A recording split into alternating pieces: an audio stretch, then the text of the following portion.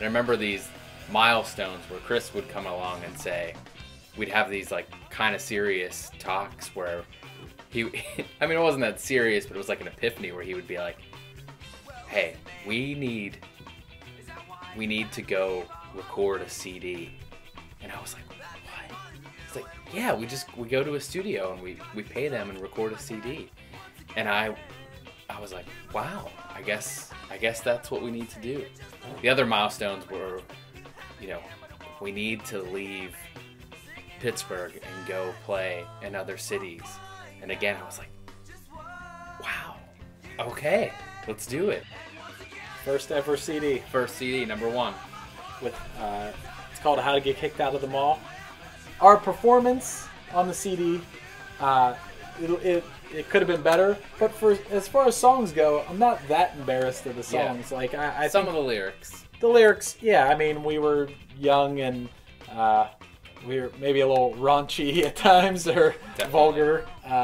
We made a CD that has 11 tracks, except that the 11th track is actually like don't 3 do it. tracks. Oh. For some reason, at the end of this, we thought it would be a good idea to have at the second hidden track was just random like carnival music where we thanked literally everyone we ever knew. But That track is the most embarrassing thing in our band's history. yeah, probably. We got it out of the way early though. Our friend's band called the Berlin Project had recorded this place called Studio Phonics. It was in Mount Pleasant, Pennsylvania. And nothing against Studio Phonics, really, except here's a couple things against them. Number 1, I spent all the money I had to record the CD. I mean, I think we spent way more money recording this than we did like CDs 10 years later.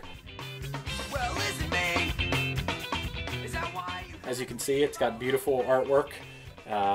Did a horrible job of blending the gray to the black. If you wanted the lyrics to the CD, you had to mail us in the mail.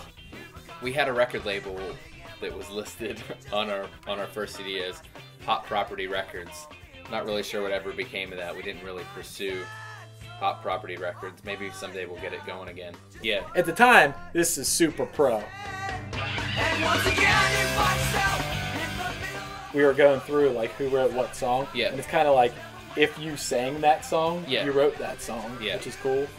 For this being our first actual recording, it's not that bad.